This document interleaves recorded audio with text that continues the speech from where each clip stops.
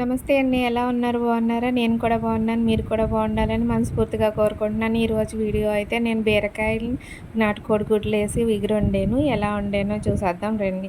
ముందుగా ఇలా ఒక బీరకాయ తీసుకున్నాను. చిన్న చిన్న ముక్కల కింద కట్ చేసి ఉల్లిపాయలును కళాయి పెట్టుకొని నూనె వేసుకొని అందులో కొద్దిగా పసుపు కొంచెం సాల్ట్ వేసుకోవాలి. గుడ్లు వేపేటప్పుడు కళాయికి పట్టుకోకుండా ఉంటాయన్నమాట. కొంచెం సాల్ట్ను పసుపు వేసుకొని మనం గుడ్లు వేపుకుంటే యూట్యూబ్‌లో ఎటు నుండి చూసినా వినాయకుడి వీడియో అయితే గనక వైరల్ అయిపోతుందండి. అదే అండి ముడుపు కోసం బియ్యంలో కాయిన్ వేసి, పసుపు, కుంకుమ వేసి వినాయకుడిని పెట్టి లవంగ మొగ్గలయి వేసి పెట్టి ముడుపు మనం అనుకున్న కోరిక నెరవేరుతది అని ఒక వీడియో అయితే గనక వస్తుంది కదా! చాలామంది చేస్తున్నారు. ఒకళ్ళని కాదు చాలామంది పెడుతున్నారయి. అలా నేను చాలాలో మీ యూట్యూబుల్లో చూసండి నేను చాలా రెమెడీలు చేశాను. ప్రతిరోజు ప్రతి దేవుడికి ఇంకా ప్రతి మొక్కి అన్నీ చేశాను. కానీ ఏది ఫలితం కనపడలేదు నాకు. దేవుడి మీద నమ్మకం లేదని కాదు, దేవుడి మీద నమ్మకం ఉన్నది. నమ్మకం లేకుండా కాదు. ఉన్నా సరే మన తలరాత ఎలా ఉందో అలాగే మారుతుంది. కానీ ఎప్పుడు మారాలని ఉందో, ఎప్పుడు దేవుడు దయ తలుస్తాడో అప్పుడే జరుగుతుంది. కానీ ఈ ముడుపులు అయ్యి కట్టినంతరాలనే జరుగుతుందా? పూజల మీద నమ్మకం లేదని కదండి. నేను రోజు పూజ చేస్తాను, రోజు దీపారాధన చేసుకుంటాను.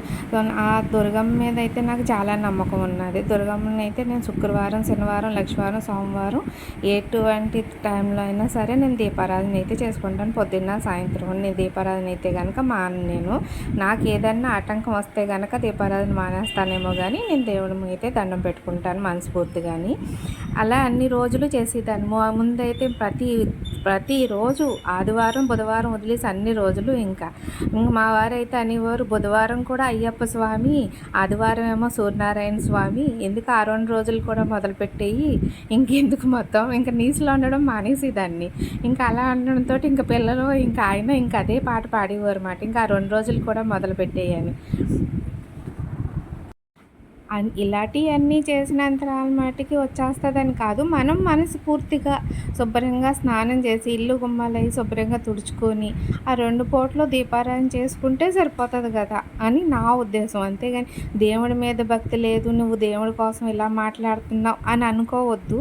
ఎవరైనా సరే మళ్ళీ కమెంట్స్ చేయొద్దు.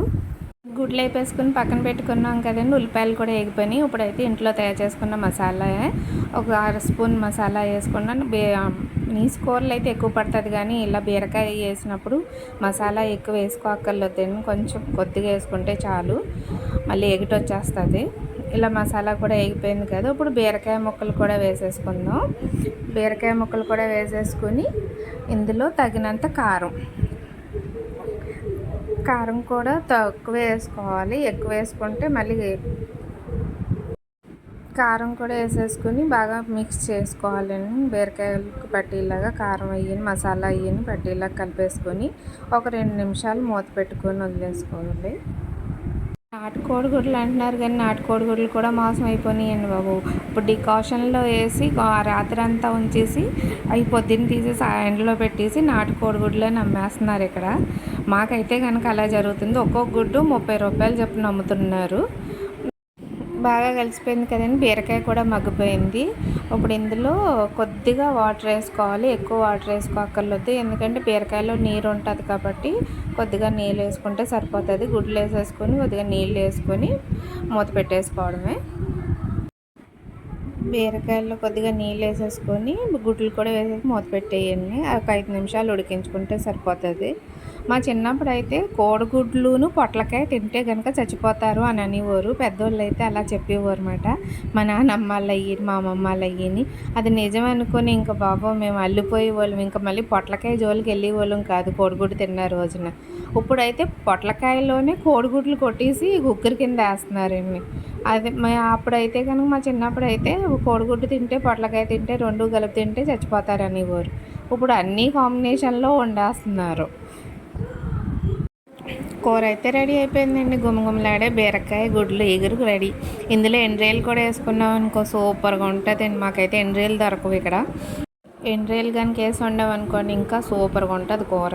ఇంకా మాసం కూడా ఎందుకు పని చేయదు దీని ముందర, అంత బాగుంటుంది. మాకైతే ఇక్కడ ఎండ్రాయిలు దొరకవు, మేము ఆంధ్రా నుండే తెచ్చుకోవాలి వచ్చేటప్పుడు. మేము వచ్చినప్పుడు కూర అయితే రెడీ అండి. గుమగుమలాడే గుడ్ల కూర రెడీ. బీరకాయ వేసి ఎలా ఉందో టేస్ట్ చేసి చెప్పండి. వీడియో నచ్చితే లైక్ చేయండి.